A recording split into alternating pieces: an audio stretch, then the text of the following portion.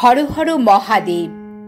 জানি কানব্রত লিঙ্গানি স্থাবরানি চরানি চ তেষু সংক্রমতে দেবোত্তস্যা রাত্রি যত হর শিবরাত্রি শত প্রাকতা তেন জাহুরি বল্লভা। অর্থাৎ এই চল অচল সৃষ্টিতে যেখানেই ছোট বড় যত শিবলিঙ্গ আছে, এই শিবরাত্রির দিন ভগবান শিব প্রকট হন এবং ভক্তদের পূজা স্বীকার করেন। শিবপুরাণ মতে এক বৎসরে 12 বার শিবরাত্রি আসে।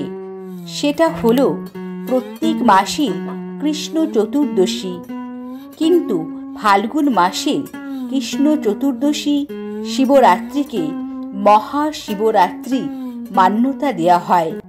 সনাতন ধর্মমতে এই তিথি নিয়ে ভিন্ন জনের ভিন্ন মত সৃষ্টি হয়েছে।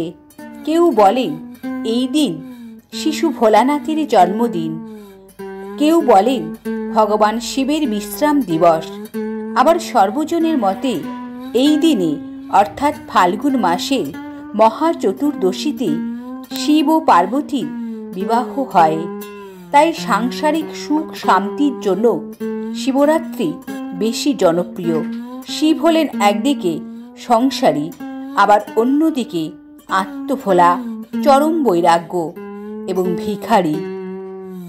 অর্থাৎ শিবকে আরাধনা করেন সংসারী মানুষ তার সাংসারিক সুখের জন্য, আবার সন্ন্যাসীরা সাধনা করেন চরম বৈরাগ্য রূপে। অন্যদিকে সর্বসম্পদের মালিক হয়েও তিনি যেমন ভিখারি, তেমনি এই বিশ্বে সর্বহারা মানুষেরও তিনি উপাস্য। শিবের পূর্বরূপ হল রুদ্র, অর্থাৎ ধ্বংসের দেবতা।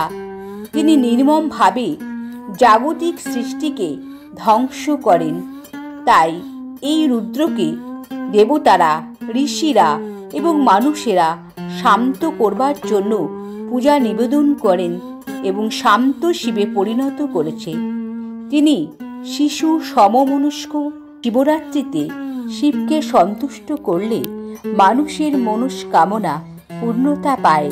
শিবরাত্রিতে শিবকে উপাসনার পদ্ধতি হল উপবাস, রাত্রি জাগরণ, 4 প্রহরে দুগ্ধ, দধি, মধু ও ঘৃত দ্বারা অভিষিক্ত করা হয় এবং নানা রকম ফুল ফল সামগ্রী নিবেদন করে এবং মানুষের মনস্কামনা পরিপূর্ণ হয়।